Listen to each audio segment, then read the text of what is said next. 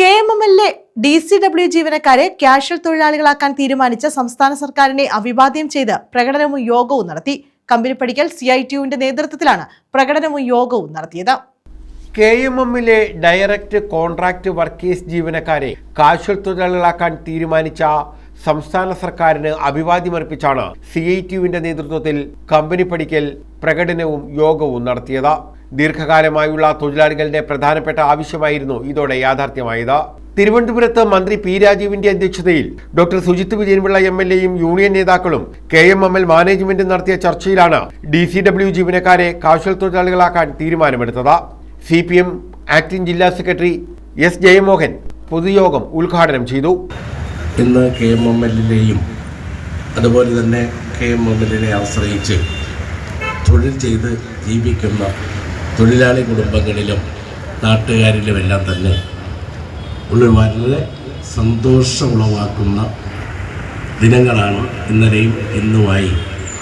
വലിയ ആഘോഷ തൊഴിപ്പിലാണ് തൊഴിലാളികളും കുടുംബങ്ങളും നാട്ടുകാരുമെല്ലാം തന്നെ. CITU area president R. Surendran Pillai അധ്യക്ഷത വഹിച്ചു. Local committee secretary MV Prasad സ്വാഗതം പറഞ്ഞു. Doctor Sujith Vijayan Pillai MLA, CPIM ജില്ലാ സെക്രട്ടേറിയറ്റ് അംഗം T. മനോഹരൻ, ജില്ലാ കമ്മിറ്റി അംഗം ശ്യാം മോഹൻ, CITU ജില്ലാ കമ്മിറ്റി അംഗം VC Ratheesh Kumar, CPM area committee അംഗം S. Anil, PK Gopalakrishnan, KV Dileep Kumar, NR Biju തുടങ്ങിയവർ പങ്കെടുത്തു.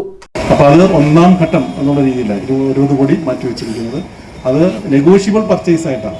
നെഗോഷ്യബിൾ പർച്ചേസിന്റെ ഗുണം നമുക്കറിയാം.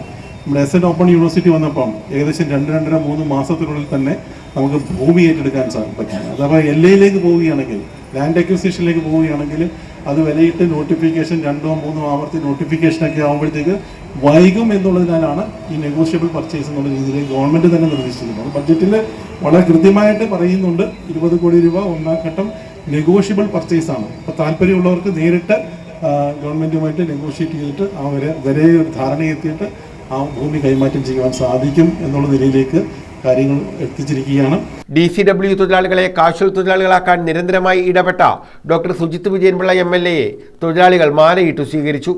News bureau, Chavara.